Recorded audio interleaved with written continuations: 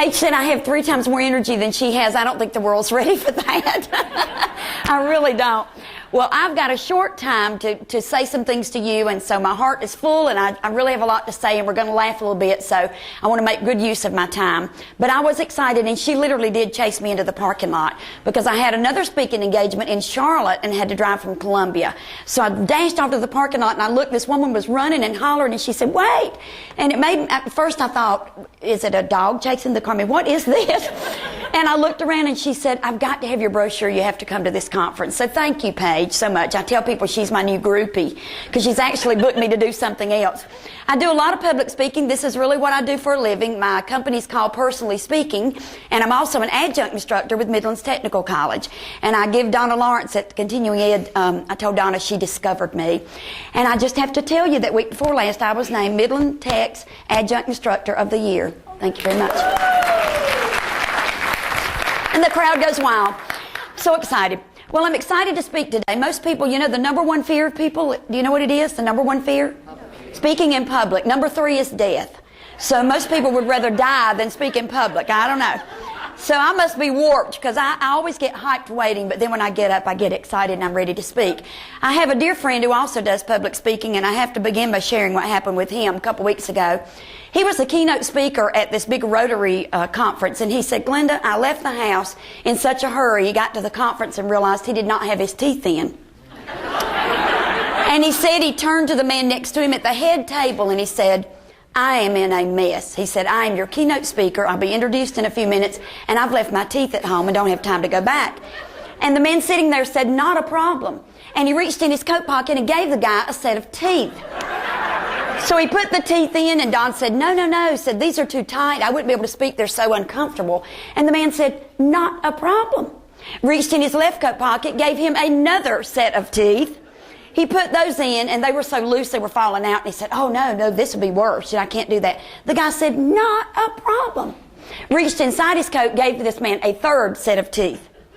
They fit beautifully. He got up and spoke. He said when he sat down, he said, you have saved my life.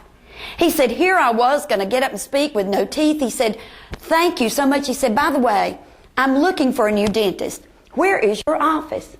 And the guy said, man, I'm not a dentist. I'm the local undertaker.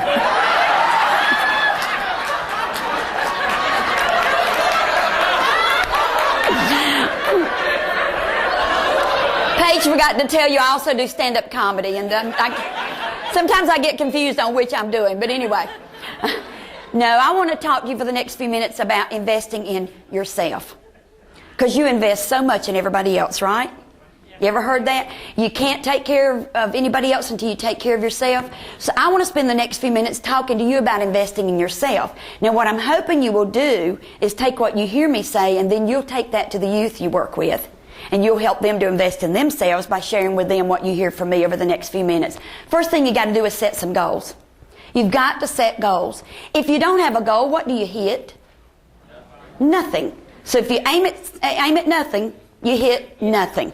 Set some goals. What do you want to accomplish in your life, personally and professionally? Set goals, and here, this is really important. Write them down. Write them down. Why is it important to write a goal down?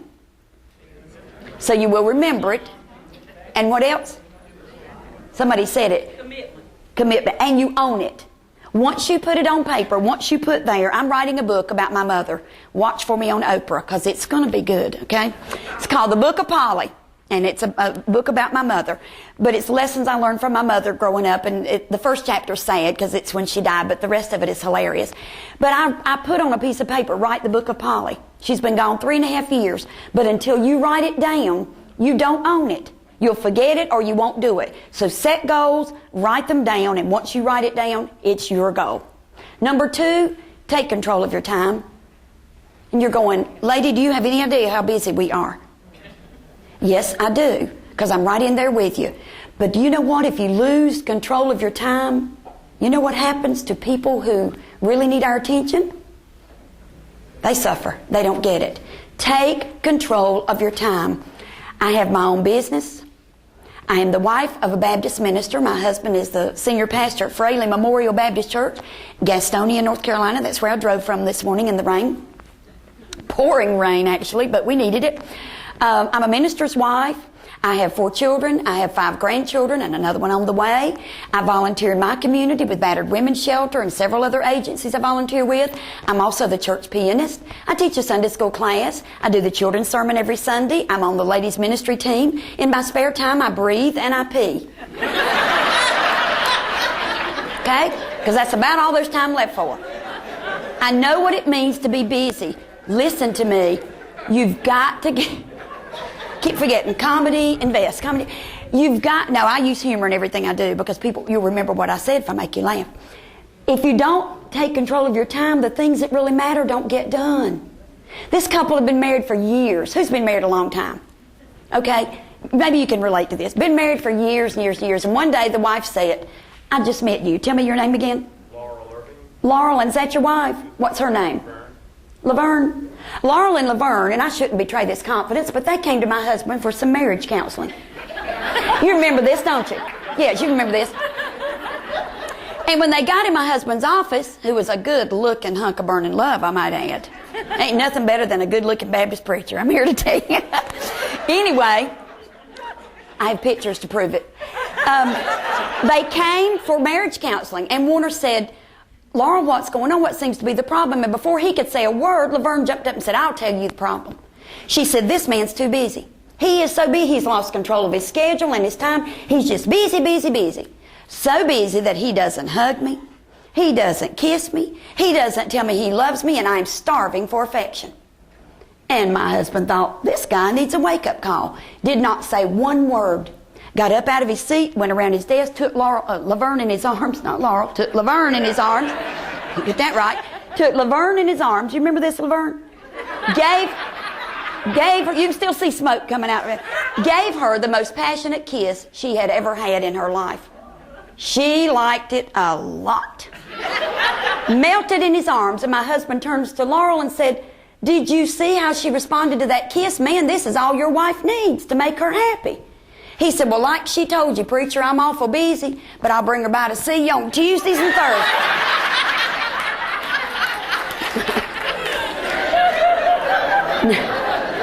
Anybody married to that man? I'm a busy woman, but I make time for the preacher, okay? I know what's important. Listen, in your work, you get so busy, you lose control, don't you? And you lose control of your schedule. This happened to me. You know what a watershed moment is? When an event happens and it changes you forever. Here's one of mine. I've had a few, but here's one. My daughter, my youngest child, who just told me she's going to give me a grandbaby in 7 months, she was not quite 8 years old, in the 2nd grade, and I've retired from Duke Power, Duke Energy now, but 37 and a half years with that company. I retired 3 years ago. Started when I was 2. They're going 37. Let's see, she went to college. I was promoted to marketing manager in Burlington. I was the marketing manager. I was a very important person. And I had this real important staff meeting this particular morning. I mean, it was a staff meeting, and I was in charge. I was important. And my little Julie was classic for waiting until the school bus was like right there. You know, you could see it out the door. And then she remembers she's got 26 papers to sign and got to take some for show. Okay, y'all can relate to that. This was one of those mornings, and I could not be late. For heaven's sakes, I'm the manager. I was in charge. Had a meeting. And she said, Mommy, well, long story short, she missed the bus because I had to sign all the papers. Who's got little kids? I can see your look on your face. I thought, she relates to this. Stay with me, baby. This is good. Here's your watershed moment. She missed the bus. So I got her in the car and had to drive all the way across town to Marvin Elementary in Burlington, North Carolina. Take her to school. And I was flying back across town to get to Church Street to Duke Power because I had an important meeting to go to, for heaven's sakes. So I go in the building, and I've got a knot in my stomach the size of a grapefruit. And I'm thinking, because I chewed Julie's little butt out all the way to school. And I'm a good mother, I really am. But I chewed her out all the way to school about how she should have told me she was going to make me late for my important meeting. And I put her out of the car crying. Yeah, that went my Mother's Day gift. She was crying. I wanted to cry. I was so upset. But I had an important meeting to go to. So I put her out of the car, took off back across town, got in the building. I could not concentrate. I called my staff together. I said, here's the deal. I need about 40 minutes to take care of something. Y'all just get a cup of coffee, whatever, talk among yourselves. I'll be back, but staff meeting's being postponed. Got back in my car, drove to Balloonograms on Church Street in Burlington. This was in 1984, and bought a Care Bear balloon that said, "I love you" on it. Went back across town to Marvin B. Smith Elementary. Went to the principal's office, got permission to go to my daughter's class. Knocked on the door, Stephanie Huffstetler. It's been, how many years? 24 years? 23 years, and I still remember. I said, "Could I please see Julie for a moment? We got off to a bad start." And she said, "Miss Doles, I'm so glad you're here. Julie has been at her desk crying ever since she got to school." I felt even smaller, if that's possible. And I said, "Well, it's my fault. I need to see my daughter." She came to the door, little redhead, and I got on my knees in front of her and I said, "Julie, I am so sorry. Yes, you should have had Mommy sign those papers last night. But I want you to know you're a lot more important than that staff meeting. And I am so sorry. I know, I'm sorry. I'm so sorry I sent you to school like this. Please forgive me. Will you please forgive me?" And she said, "Okay." She took her balloon, went to her desk, tied that balloon on her little chair. She was good to go. Guess who else was good to go? Mama. Take control of your time. You know what's important. We make time for what we think is important. And we all have 24 hours a day, and we can say, "Oh, I don't have time." Yeah, I'm a preacher's wife. These people who don't have time to be at church on Wednesday night for Bible study because they just don't get off in time, don't have time to eat. But when softball season starts and Fraley has a 6 o'clock ball game, guess who's first on the bleachers with a Happy Meal? We make time for what's important, do we not? Take control of your time and don't ignore. Be sure and kiss your wife tonight. Take time with the people who need you, okay? Because it's good for you too. Next, take care of yourself. Take care of yourself. Not just diet and exercise, but like who you are. You know, when you look in the mirror, like what's looking back, there's just one of you. God didn't make a duplication. There's one of you and you're it. But do take care of yourself. Do eat right. Who likes Krispy Kreme donuts? What's not to like? It's lard and sugar. I love it. I had one yesterday. I need another one today to get balanced out, I think. My husband, we went on a cruise last week out of Charleston. And you know you're going to gain a pound a day at least, minimum on a cruise ship. He had lost some weight before the cruise because he knew he'd put it back on. He calls me one morning during this little diet, pre-cruise diet, and he said, "I'm going to get me a Krispy Kreme donut." And I said, "Oh, baby, don't. You're doing so good." He said, "But I've prayed about it." I said, "Now, how does that work?" He said, "I said, Lord, if it's meant for me to have that donut," said, "let the hot and ready light be on. And let there be a park right at the front door." He called me back 30 minutes later and said, "Baby, sure enough, after I circled 11 times, take care of yourself. You can't help anybody else." If I need to give them time to laugh. You can't take care of anybody else if you don't take care of yourself, right? How about this one? How about this one? And this is big with me. Believe in yourself and take pride in what you do. This is big. Believe in yourself and take pride in what you do. I was raised by a mother who had a 9th grade education, a daddy who had a 5th grade education. Paige didn't tell you, but I was Miss Thomasville. Long time ago. I know you're going, "Don't look like no beauty queen to me." That's cause I ain't. God blinded the judges 4 hours because he knew I had to have the scholarship to go to college. That's my story and I'm sticking to it. But my daddy and mother didn't have a lot of education, book learning, as Grandma used to say, but they were wise people, and I listened to them. My daddy would be 92 in 3 weeks. He just got his license renewed for 5 years. Stay off the interstate in High Point, North Carolina, because he's out there. But they always told us kids, always, you can be anything you want to be. You can do anything you want to do. Y'all need to tell your kids that, and I know you do. You can be anything you want to be. You can do anything you want to do. But you have to believe in yourself, and you have to take pride in what you're doing. You ever been around a negative person? I mean, Yeah, don't point them out. It's not nice. I worked with a lady, and I am not making fun. I promise you I don't do that. But I have to talk the way she talked, Paige. You remember this story? I have to talk the way she talked to get this point across. This woman's glass was always half empty. She didn't, if you'd say it's a beautiful day, the sun was too bright. And if you said wasn't something, yeah, but, I mean, she didn't like anything. Here's a clue, y'all. Just a clue.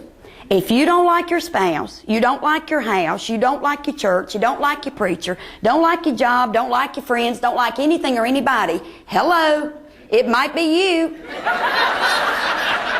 Could be wrong, but I don't think so.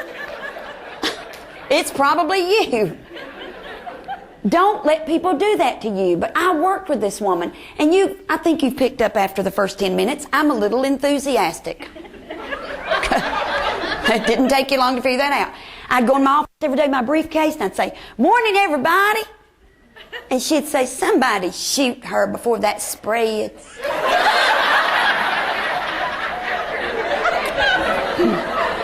Anybody work with somebody like that? But here's my classic. When you think about taking pride in what you do, I was taught no matter what you're doing, do it the best you can. I mean, okay, that's the way I was taught. 1988, Duke Power came to me and said, "Glenda, got bad news, got good news.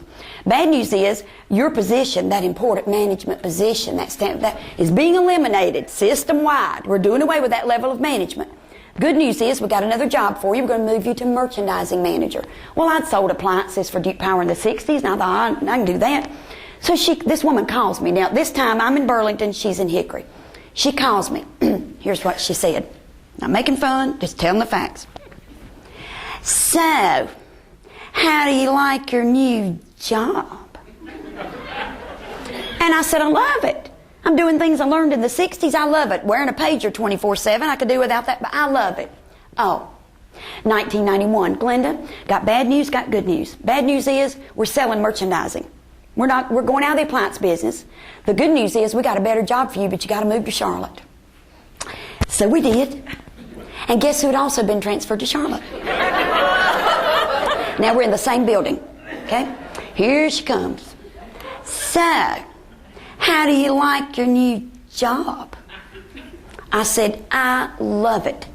I am meeting people." I had been with the company 25 years. I went with them in 66. I said, "I've been here 25 years, and I am meeting people face to face, whom I've worked with on the phone for 25 years, meeting them for the first." I said, "I love it."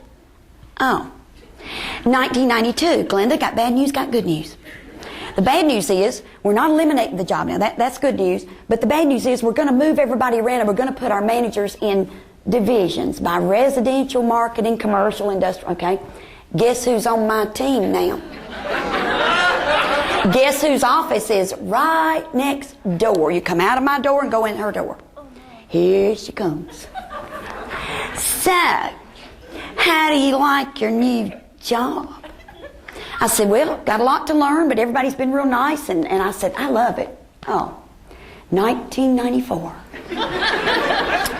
Bill Grigg, CEO of Duke Energy at the time, and our senior management got together and decided we need a corporate retiree volunteer program. We need to get our retirees out volunteering in the communities, because with downsizing, you didn't have enough employees, and we need somebody real enthusiastic who, we need somebody to head this up. We need to name somebody manager of retiree affairs. People say, what did you do, retiree affairs? I said, well, if one of our retirees wanted to have an affair, they'd call me and I'd hook them up with another cute little retiree. That was my title, I don't know, but anyway, that was my title. And they picked me to do it. And now we have 23 chapters across North and South Carolina. Last year reported over 300,000 volunteer hours. It was my legacy. I got to give birth to Duke Power's Corporate Retiree Volunteer Program. We're called the Duke Powerful Retirees. And I'm one of them now. President of the retiree chapter in Gastonia. Thank you very much. But I love it. I got to go. Thank you. Going to give them time to clap. I even got to go to Osaka, Japan, and help them start a retiree volunteer. I mean, it was awesome. It's my legacy at Duke, and I loved it. And so they put me in this job, and I'm bouncing off the walls. I'm loving it. And here she comes. And she said, so. And I said, somewhere in my life I did something right, because this company has given me the most wonderful job. I love it. I love it. And she said, you make me sick. Stay with me. There's a point to all this. I said, pardon me? She said, you make me sick. I said, why would you say such an unkind thing?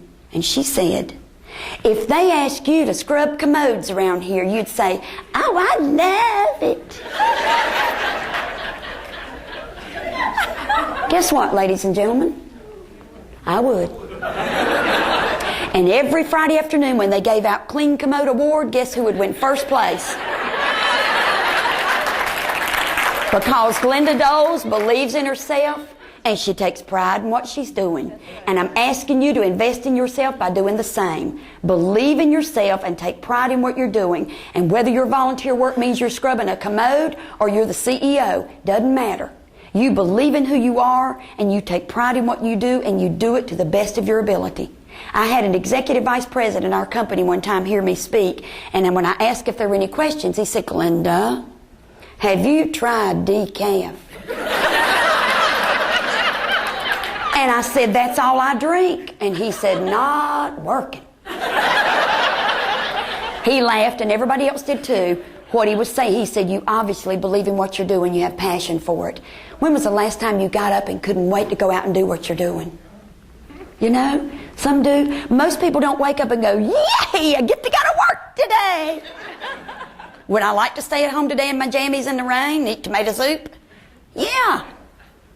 But I love what I do, and I thank God every day that He gives me the opportunity to do it. So make the most believe in yourself and just take pride in everything you do and do it to the best of your ability. Next, don't ever stop learning. Don't ever stop learning. Who in here knows it all? I'm sure there's somebody. There's always, point at them. I'm sure you do, yes. I don't, but my husband does. Oh, okay, Janice does it, but her husband knows it all. Mine's me of a joke. This man's at the cemetery at this grave, and he's, this was not in my notes. And you can give me a word and I can tell you a joke. And he's saying, why did you have to die? Why did you have to die? Why did you go? And this man walked up and said, did you lose your wife? And he said, no, no, no. And he just kept on, why did you die? He said, sir, whose grave is this? He said, my wife's first husband.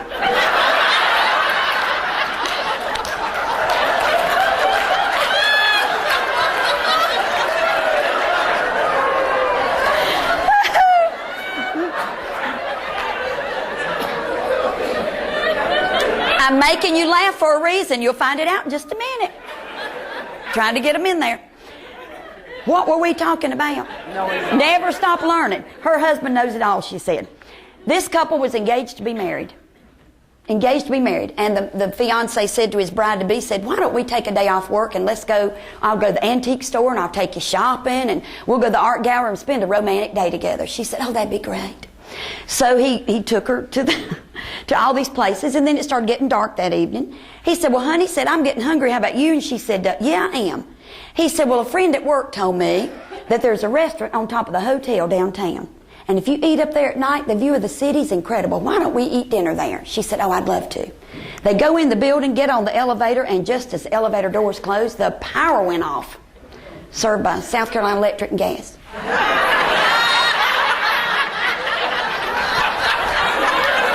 I'm sorry, but Duke still pays my retirement. I got, you know. Well, the power was off about 10 minutes. And when the power came back on, the woman grabbed her fiancé, jerked him off the elevator into the corner and said, what is wrong with you? He said, what are you talking about? She said, you don't kiss me like that when we're by ourselves. And you wait till we're on an elevator packed with people to kiss me like that? What were you thinking? He said, I didn't touch him. She said, oh, it must have been that other really cute guy standing next to me.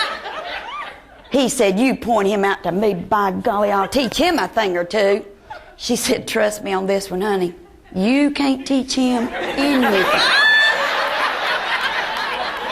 Never stop learning. There are people in their 60s, 70s, 80s, and 90s. My dad's 92, and you have to run to catch him. Stay active, Do everything that you can. Never stop learning. If you get a chance to learn something, you learn it. You say, well, what if I don't use it? So? As my little granddaughter says, duh, Gigi. I mean, knowledge is never wasted. So never, never stop learning. This next one's important too. Communicate effectively. Use your words to build up, not to tear down. Use your words to encourage, not to discourage. Now, I'm preaching to the choir because that's what y'all do, isn't it? We don't understand how desperately people in life need an encouraging word, a pat on the back, a hug, a smile, for goodness sakes. Stay out of gossip. Stay out of all that. It is non-productive. It's wrong. Stay out of it. People like that. Why do they like it?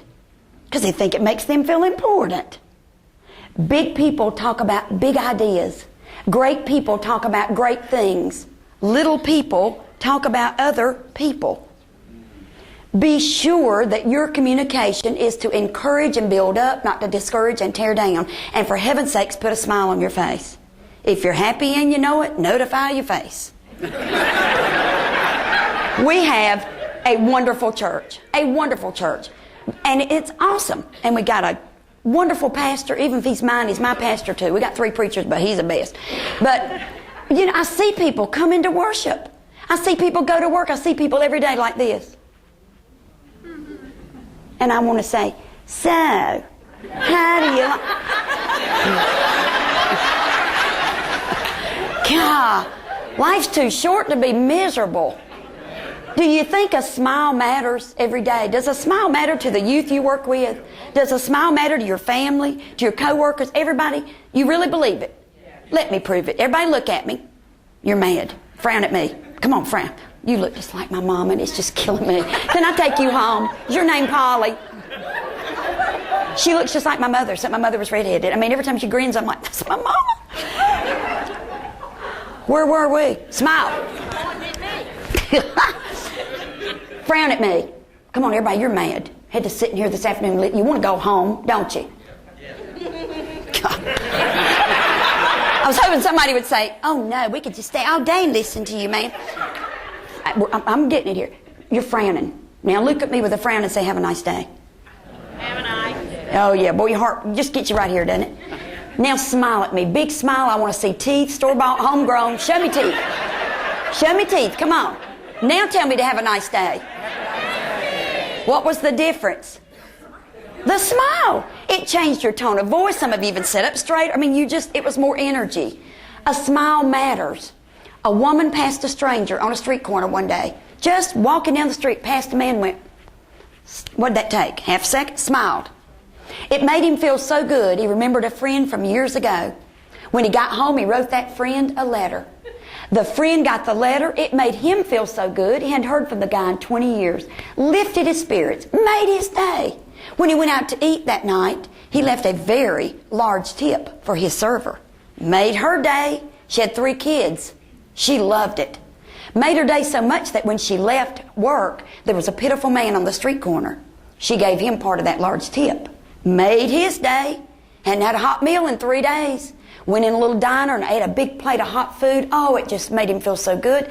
He even left a small tip for his server. Made her day too. He walked out of the diner and on the street corner was a little puppy shivering in the cold wind and the rain. And he felt sorry for the puppy. So he picked him up, tucked him under his coat, took him home with him to the boarding house he shared with several other people. That night the boarding house caught fire. And that little puppy barked and barked and barked till it woke everybody up. And that story began with a woman smiling at a stranger on a street corner. Take time to smile and encourage and lift people up. Again, I'm preaching to the choir, but just a reminder of why you do what you do. Next, I want you to understand life does not revolve around us. It was a rude awakening for me the day I discovered it's not all about Glenda. You're kidding. No, it's not. What's the golden rule? Do unto others, you'd have them do unto you. In case y'all missed it, it's been rewritten. Do them before they do you. That's how people live. When we came to our church, it'll be 15 years in June, we had 37 people the first Sunday. And my husband is a wonderful pastor, has a master's and doctorate. I mean, we left a wonderful big church in Burlington because of my job and my insurance. Everything was tied to Duke. So we went on faith. Started knocking on doors. Hi, I'm Dr. Warner Doles. This is my wife Glenda. I'd like to invite you to church. What kind of children's ministry do y'all offer? Well, we got one 5-year-old. Does that qualify as a ministry? Knock on the next door. Hi, I'm Dr. Warner Doles. My wife Glenda. I'd like to invite you to Fraley. What kind of youth program do you have? Well, we got 2 teenagers and one of them's ours. Is that a program? What were people asking at every door we knocked on? Children and youth. What else? What can you do for me? What kind of music ministry do you offer? Well, we got 7 in the choir. Every door we knocked on, people said, well, how are y'all going to entertain me? What you going to do for me? And you better offer programs for children and youth. Y'all learn, you better. We better reach these kids because they're not getting it at home in most cases. Whew, that's another whole, sort of say sermon, I ain't preaching, but that's another whole presentation. What's in it for me? We changed our strategy. Hi, I'm Dr. Warner Doles. My wife Glenda. We're new at Fraley Memorial Baptist. Church has been through a tough time. Would you bring your skills and talents and come help us rebuild? 15 years later, we have built our 3rd sanctuary and we have 700 members. People came. Somebody said, "Cheese." Jesus. That's what it was. Yeah. Somebody asked my husband, said, "What on earth are y'all doing?" Warner said, "Just trying to stay out of God's way and let him work." People came wanting to contribute. Is that what y'all do every day? Yeah. Life's not about us. Make a difference. Make a difference. I told the TV guy out there, next Sunday morning, be on TV, y'all watch. No, I told him, I did my research when we started this retiree program at Duke, the volunteer program. Do you know what a child needs to survive in life? One person. This is national. One person who cares what happens to them. One person who cares what happens to them. If one person cares what happens to them, they will make it. You be that one person. And you probably are to several youth right here. You be that one person. The story's told of a businessman walking on the beach one morning, just walking up the beach to kind of get his thoughts together. And in the distance, he saw this teenage boy frantically grabbing things and throwing them in the water, and grab it, throw it in the water, and grab it, throw it in the water. He thought, what is this kid doing? When he got closer, what he saw was starfish all on the sand. And he said, "Son, what are you doing?" And the young man continued frantically picking them up and throwing them in the water while he explained, if the tide washes them in and doesn't wash them out, they die. And every day I come down here and get starfish and get them back in the water. I throw as many as I can back in the water. And he just keeps throwing them. And the businessman said, "Son, there's dozens, maybe hundreds.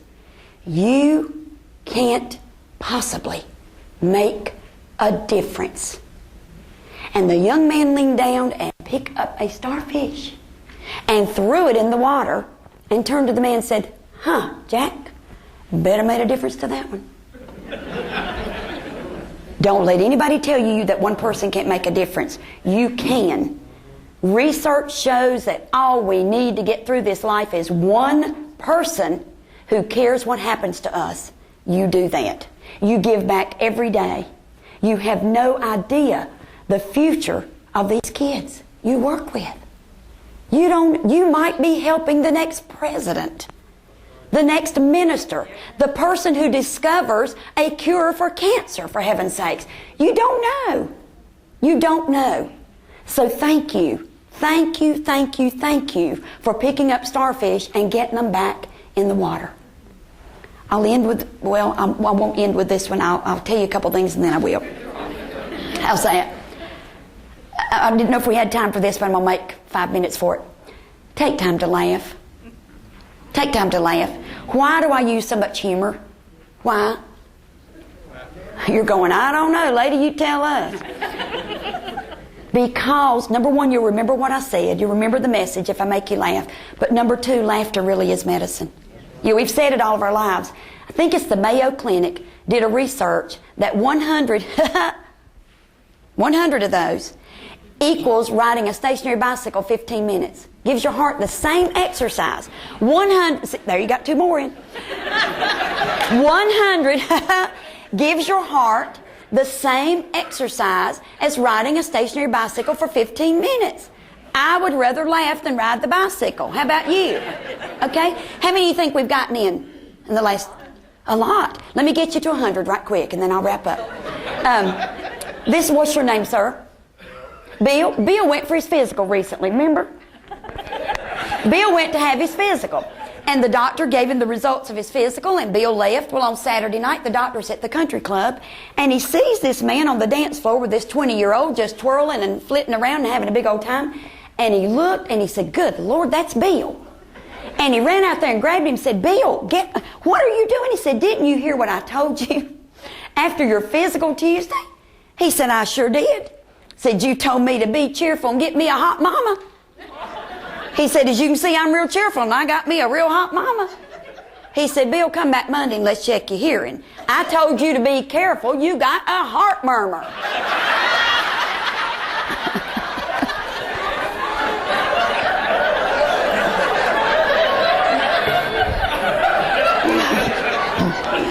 So when I retired from Duke, my husband said, "Now, baby, till you get old enough to get your Social Security and retirement, you're going to have to come up with some way to make a little income." And I said, "What do you suggest?" He said, "Let's raise pigs."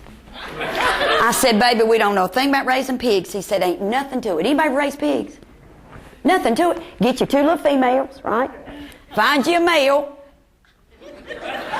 Let them have a party, and you get pigs. I said, "Okay, we'll try it." So we buy 2 little female pigs, and a guy in Gastonia named Ralph has this big old boar hog. And that boar hog's name is Oscar. And he is notorious in Gaston County. The word on the street is, if you want to raise pigs, Oscar be the man that can get the job done, if you know what I mean. So he took them over and let them play with Oscar a couple hours. He said, "Now, Ralph, how will I know if this took?" Ralph said, "Preacher, when you wake up in the morning, look out the window." He said, "If they are basking in the sunshine, it took. But if they're wallowing in the mud, it did not take." Got up the next morning, they're wallowing in the mud. He said, "Honey, got to take them back to be with Oscar a little while." It didn't take. Took them back and left them 4 hours. Got up the next morning, looked out the window, they wallowing in the mud. Got to take them back. He put them in there with Oscar all day long. They got to play with Oscar. Brought them back home, got up the next morning, looked out, wallowing in the mud. I said, "Warner, for heaven's sakes, let him spend the weekend with him. If he can't get it done from Friday to Monday, he ain't the man for the job." Took them last Friday, dropped them off, left them till Monday, picked them up Monday. Tuesday morning, got up, said, "Baby, I don't have the heart to look. Look out the kitchen window and tell me, are those little female pigs basking in the sun, or are they wallowing in the mud?" I looked and I said, "Well, honey, they ain't doing either." He said, "Well, what are they doing?" And I said, I know the punchline, but it's funny. I said, "The best I can tell from here, honey, they're sitting in the front seat of your pickup blowing the horn."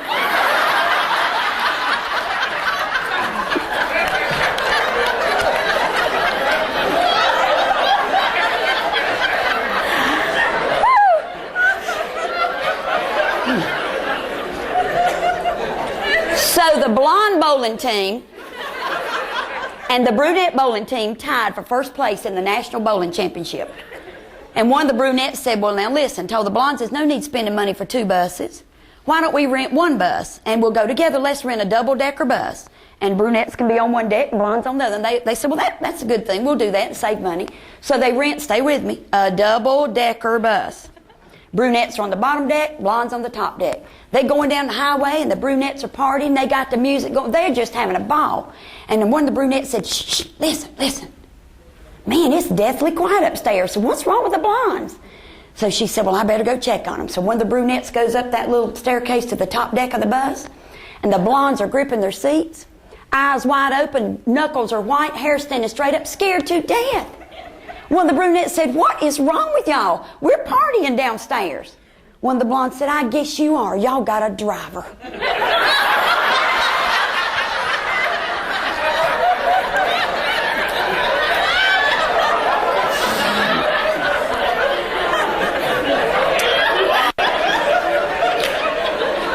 Double-decker bus. Let me close with this because my time's up. If you want to invest in yourself and thereby investing in everybody else you come in contact with, make the most of every day. Make the most of every single day. Now, you might not believe anything you've heard me say the last few minutes. There were some lessons in here. I hope you didn't miss them. But count on this one. This one, if you didn't believe anything else, this is true. Mark it down. March 16th, 2007 will never come around again. This is it. And it's over half gone. March 16th, 2007 will not come around again. You get one chance. Make the most of every single day. Do I leap out of bed as I sit every day going, yay, get to drive to... No. But let me tell you my philosophy, and I mean this sincerely. If I wake up and I can get out of my bed unassisted, and I can brush my own teeth and comb my own hair and drive a vehicle and go somewhere, it's a great day. It's a great day. So I want you to have that philosophy, and every day live it to the fullest. What you put into life is what you get out of life. You with me? Circuit riding preacher rode up to a church one Sunday morning. As he walked in the door, there's a little wooden box on the front table with a handwritten sign that said, please give. He thought, well, it must be for a good cause, so he reached down in his pocket and he had $1 left to his name. Dropped it in the box.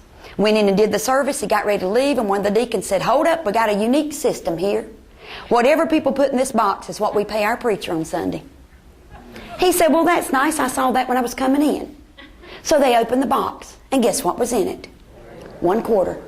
And the preacher said, well, I put that quarter in there. I put that quarter in there when I came in this morning. I'm the one who put the quarter in the box. And the old deacon said, well, preacher, I reckon if you'd have put more in, could have got more out. Hello? Is that life or is that life? Is that volunteering or is that volunteering? When I leave here in a few minutes, I could pull up at a bank and say, I'd like to get $1,000. What will they ask me for? ID? Okay. By the way, did you hear about the good old boy in Alabama getting pulled over? And the highway patrolman said, hey, buddy, you got any ID? He said, about what? They're going to ask me for identification and account number. And I'll say, oh, I don't have an account here. I just want $1,000. And I got a gun. No. And they'll say, ma'am, let me explain it to you. See, in order to make withdrawals, you must first make... Really? Really? So if you don't like life, let me repeat, if you don't like anybody or anything, might be you. What you put into your volunteering, what you invest in your life, is exactly what you get out. So if you don't like the withdrawals, ask yourself, what am I depositing? Amen or amen? Amen. I'll close with this. Paige should have told you this. I should have told you this. I am an extremely, off the charts, extremely important person. Does anybody recognize me? Do you recognize me? Anybody figured out who I am? A very important person. I am. I am so important. I'm Glenda Doles. You see, I'm important because when I woke up early this morning, I got to decide what kind of day I was going to have. I don't let other people steal my joy and decide what kind of day I'm going to have. I get to choose. I get to choose. You see, I can complain that it's raining, or I can say, thank you, God, my grass is getting watered for free. I can complain that I don't have a lot of money, or I can learn to manage my finances a little bit better. I can even complain I don't have any friends, or I can get busy before I leave this conference and make a new friend. I can even complain that my mom and daddy didn't give me everything I wanted when I was growing up. Or I can be grateful that David and Polly Cannon gave me life and brought me up the very best they could. I can complain that roses have thorns on them. Or I can be amazed that something as ugly as a thorn has something as beautiful as a rose growing right beside of it. I can even complain that I had to come to this old conference today and sit in here all day and listen to this crazy woman. Or I can say, I have purpose in life. I have a reason to get up every day. I can complain that when I get home I've got to do a little housework, and I do. I've got to do a load of laundry, and I do. I left it soaking. And I've got to cook dinner, and I do. I can complain about that if I want to. Or I can say I must be the most blessed woman in the world. I have a roof over my head, clothes on my back, and food in my stomach. Make an investment in yourself. and thereby investing in everybody else. So my farewell wish for you this afternoon, until we meet again, is that starting tomorrow, and the next day, and the next day, and the next day, when you wake up, I hope that you have an absolutely wonderful day, unless you have other plans. God bless, and thank you so much.